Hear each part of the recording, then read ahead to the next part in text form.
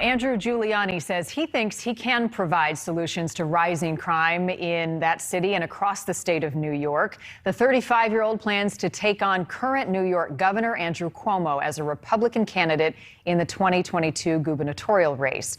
Earlier today, I spoke with Giuliani about a number of topics, including crime in the nation's most populated city, what he thinks makes him qualified to lead New Yorkers, and the latest on investigations into both his father, Rudy Giuliani, and former President Trump. What's the biggest issue facing New Yorkers right now? I think the biggest issue is crime, right? We've seen this crime surge, as you alluded to before.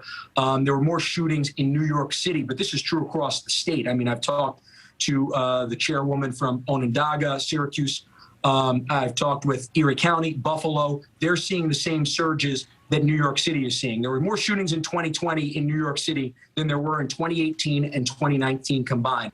You announced on Tuesday that you were running for governor of New York as a Republican candidate next year. You have no political experience. New York is a notoriously blue state. What makes you think you're qualified? Well, look, I've worked in the Trump White House for the last 4 years. I worked in the office called the Office of Public Liaison, where we dealt with all the private sector, the Paycheck Protection Program. That's something that came directly out of our office through the Treasury Department and the White House. On top of that, I ended up working on the CARES Act and making sure that the MTA got their 2 tranches of funding under President Trump. So the truth is, I may be 35 years old. I may end up being the youngest governor, surpassing only Teddy Roosevelt. But I've got 32 years of experience in this. I think I might have a lot more experience than some of the people that look a little older than me. So there's been a lot of political dynasties in our lifetime and prior. So we've got the Kennedys, we've got the Clintons, we've got the Bushes. Do you think your family's name helps or hurts you in your run for governor? Oh, I think it absolutely helps me. Look, I am so proud of my father. When people think of Rudy Giuliani, right? I mean, he is the greatest prosecutor, not just in the history of the Southern District, but probably in the history of our country. When you think of Rudy Giuliani, he's the greatest mayor in the history of New York City, probably the greatest mayor in the history of our country. Do you think your name would be on the ticket if your last name wasn't Giuliani?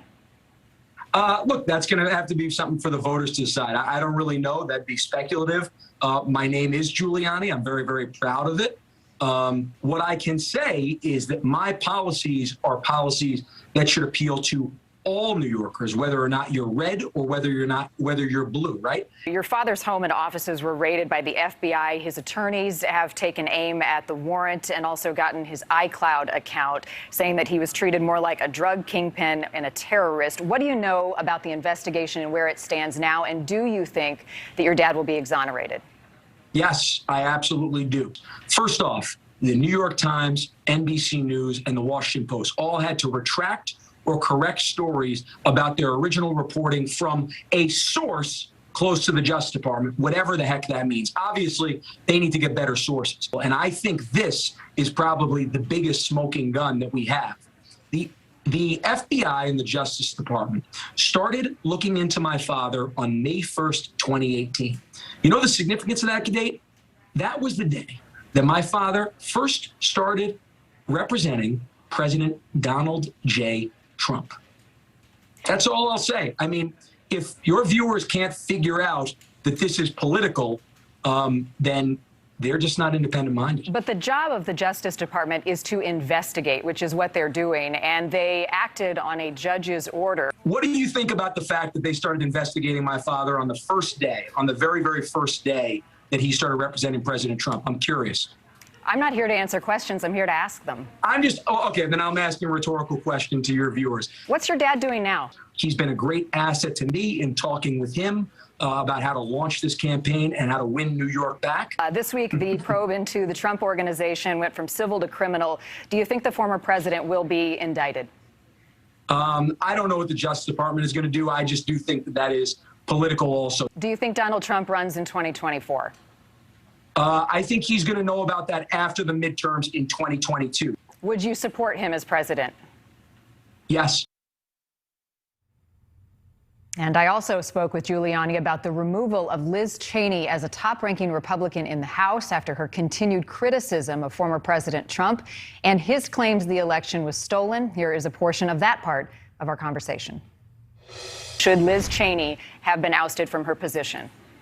Look, I think that I think it's been foolish of her going against Donald Trump. Should she have been ousted? And I'm very proud of Conference Chair Stefanik. But I was not happy with the recent comments from Liz Cheney. What do you say, though, to people who are concerned that any Republican who speaks out against Donald Trump will face a similar fate? Well, I think it's different to disagree and to impeach, right? There's a very big difference, right? I mean, there were times in the White House where I disagreed with President Trump.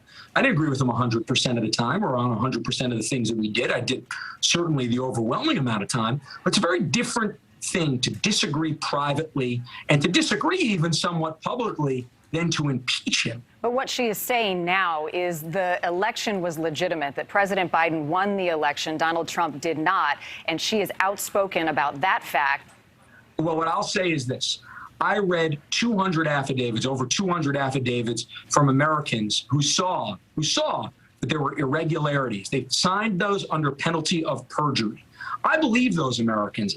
Irregularities, but the election was won by 7 million votes. I just want to know where most of the media was on this. Why ultimately is there no interest in looking into those irregularities? Why not interview those people? By the way, Giuliani will be facing off against 2 other Republicans in the primary. If he were to win, he would face off against current Governor Andrew Cuomo.